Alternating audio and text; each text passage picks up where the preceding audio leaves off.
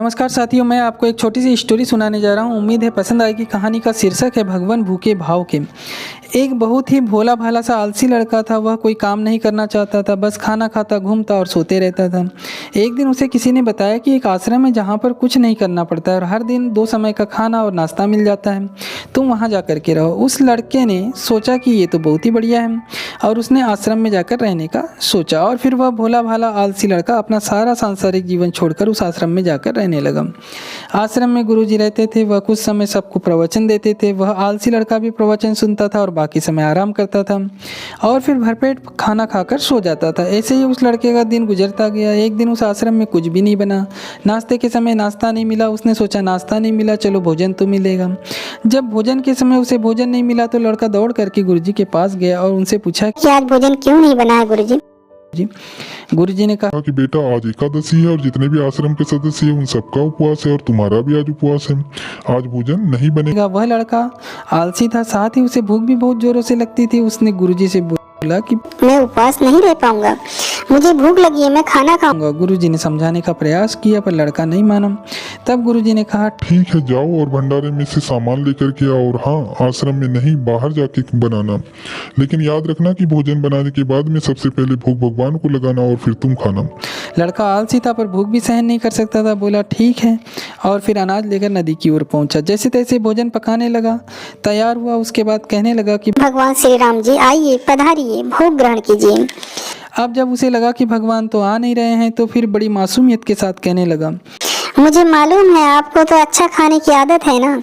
मैं अच्छा भोजन नहीं बना पाया इसलिए नहीं आ रहे हो और मुझे अच्छा भोजन बनाना भी तो नहीं आता, लेकिन जो भी रूखा सूखा पना है आकर खा लीजिए ना। देखिए मुझे भूख बहुत जोरों से लगी है, आप भोजन ग्रहण करेंगे तभी तो मैं खा पाऊंगा। भगवान श्री राम उसकी मासूमियत, उसके भोलेपन, उसकी सरलता पर बहुत ही प्रसन्न हुए और उस लड़के के सामने प्रकट हो गए। लड़के ने कहा, आप कितना समय लगाते हो भगवान जी, कब से बुला रहा हूँ, देखो ना कितनी जोरों से भूख लगी है। लड़के का चेहरा मायूस हो गया। देखा सामने भगवान श्री राम जी के साथ माता सीता भी आई हुई है, लेकिन लड़के ने तो सिर्फ 2 लोगों के लिए ही भोजन बनाया था, एक अपने लिए और दूसरा भगवान जी के लिए। और अब क्योंकि भगवान के साथ में माता सीता भी आई हुई थी तो उसने उस भोजन को माता सीता और भगवान के सामने ग्रहण करने के लिए रख दिया।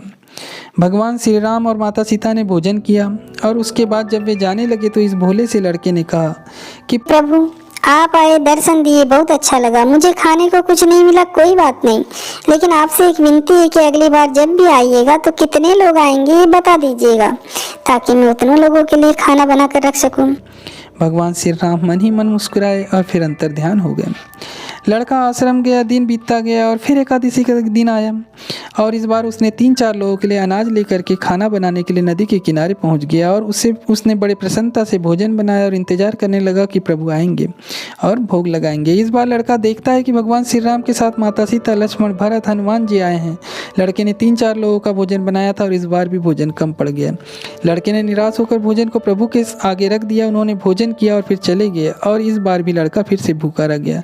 अब लड़का फिर आश्रम गया, दिन बीतता गया और फिर एकादशी का दिन आया और इस बार गुरुजी से कहने लगा कि गुरुजी मुझे इस बार थोड़ा ज्यादा अनाज चाहिए।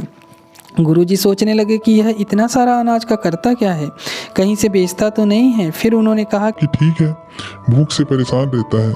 लड़के ने कहा कि नहीं गुरुजी, मैं भूख से परेशान नहीं रहता हूँ, प्रभु के साथ बहुत सारे लोग आते हैं, उनको भी तो भोजन कराना पड़ता है। गुरुजी को लगा कि लड़का पागल तो नहीं हो गया है, लेकिन गुरुजी ने सोचा कि चलो इस बार चलकर देखते हैं कि लड़का इस अनाज का करता क्या है।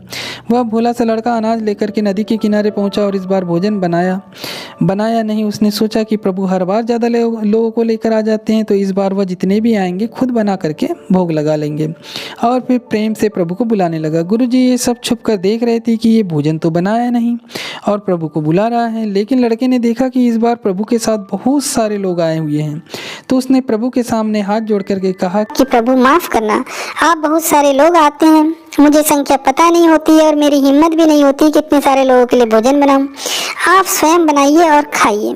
प्रभु मुस्कुराते हैं और अपने साथ आए सभी लोगों के साथ में मिल करके भोजन बनाते हैं। गुरुजी ये सब छुप करके देखते हैं और फिर लड़के के पास आकर के कहते हैं, तुम ये क्या कर रहे हो? लड़का कहता है कि गुरुजी आपको दिख नहीं रहा है कि भगवान श्री राम पधार चुके हैं, माँ सीता आई हुई है, हनुमान जी आए हुए हैं और भी सभी लोग आए हुए हैं, भोजन बना रहे हैं। गुरुजी ने बोला कि पागल हो गया है, मुझे तो कोई नहीं दिख रहा है। लड़का गुस्सा हो गया और बोला, प्रभु आप ये क्या कर रहे हो? एक तो मुझे भूखा रखा है और गुरुजी को दर्शन भी नहीं दे रहे हो, जो मुझे पागल समझ रहे हैं। कृपा करके गुरुजी को दिख जाइए। भगवान बोले, नहीं मैं इन्हें नहीं देख सकता। लड़का बोला, क्यों नहीं दिख सकते? मेरे गुरुजी तो बहुत महान है, बहुत बड़े ज्ञानी हैं, ज्ञाता है। भगवान बोले, हाँ ज्ञानी है, ज्ञाता है, लेकिन तुम्हारी तरह सरल नहीं है, तुम्हारी तरह मासूम नहीं है, तुम्हारी तरह भोले नहीं है। जो सरलता तुम में है वो तुम्हारे गुरुजी में नहीं है। लड़के ने ये बात गुरुजी से कही। देखिए भगवान श्री राम जी कह रहे हैं कि आप में सरलता नहीं है, आप मेरी तरह भोले नहीं है, इसलिए आपको नहीं दिख सकते। गुरुजी की आंखें नम हो गई और रोने लगे और बोले कि बिल्कुल सही कहा, मेरे अंदर तुम्हारी जितनी सरलता नहीं है, भोलापन नहीं है, भाव नहीं है। और फिर माफ़ी मांगने लगे। फिर भगवान ने गुरुजी को भी दर्शन दिए। ये कहानी हमें ये सिखाती है कि जीवन में कितने भी ज्ञानी हो जाओ, सरलता सबसे आवश्यक है। भाव होना बहुत ज़रूरी है। हम जितने सरल बनेंगे उतना ही जीवन में आगे बढ़ते चलेंगे। जब आप सरल होते हैं तो आप खुद भी मुस्कुराते हैं और दूसरों को भी मुस्कुराने की वजह देते हैं। कहानी अच्छी लगी हो तो लाइक कर दीजिए। चैनल पर बने रहने के लिए चैनल को सब्सक्राइब कर दीजिए। धन्यवाद।